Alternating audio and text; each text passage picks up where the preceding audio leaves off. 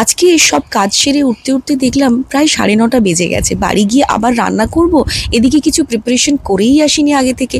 তো এবি বলল আজকে তো আমাদের ননভেজ, তো চলো অনেক দিন আমরা হাটারিতে আসিনি, তো আজকের ডিনারটা আমরা এখানেই করি। মেনলি চাইনিজ খেতেই আমরা এখানে এসেছি। হাটারি কিন্তু আমার কাছে খুব স্পেশাল একটা জায়গা, কারণ বিয়ের আগে প্রথমবার যখন এবির সাথে আমি ডিনার ডেটে এসেছিলাম সেটা কিন্তু এই হাটারিতেই এসেছিলাম। তো চলো এসে গেছি। আজকে একটা উইকডেজ, কিন্তু দেখছি বেশ ভালোই ভিড় রয়েছে। চাইনিজ খাবো সেটা তো জানি, কিন্তু চাইনিজে আবার কোন জিনিসের সাথে কোনটার কম্বিনেশন ভালো লাগবে সেটা আবার এবিই ভালো বোঝে। তাই খাবার অর্ডার করার গুরু দায়িত্বটা কিন্তু আমি এবিকেই দিয়ে দিয়েছি। তো দেখো ফার্স্টেই স্টার্টারে এসে গেছে আমাদের ফ্রাইড ওয়ন্টন। আমার স্টিম ওয়ন্টনটা ভালো লাগে, কিন্তু এদের আবার স্টিম ওয়ন্টনটা হয় না, তো যথারীতি ফ্রাইড ওয়ন্টনই খেলাম।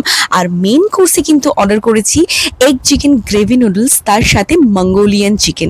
এটা কিন্তু এখানকার খুব স্পেশাল একটা ডিশ। ছোটবেলা থেকে চাইনিজ বানিয়ে আমার কাছে ফ্রাইড রাইস আর চিলি চিকেন, কিন্তু এবির সাথে থেকে থেকে আমি চাইনিজের বেশ কয়েকটা দারুণ দারুণ ডিশ কিন্তু ট্রাই করেছি, আর চাইনিজ সম্বন্ধে আমার একটু নলেজও বেড়েছে। তো যাই হোক, গ্রেভি নুডলস কিন্তু আমার আর এবির দুজনেরই খুব ফেভারিট।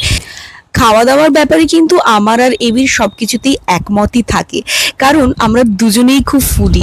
চলো, বকবক করতে করতে দেখছি আমার খাবারটাই ঠান্ডা হয়ে যাচ্ছে।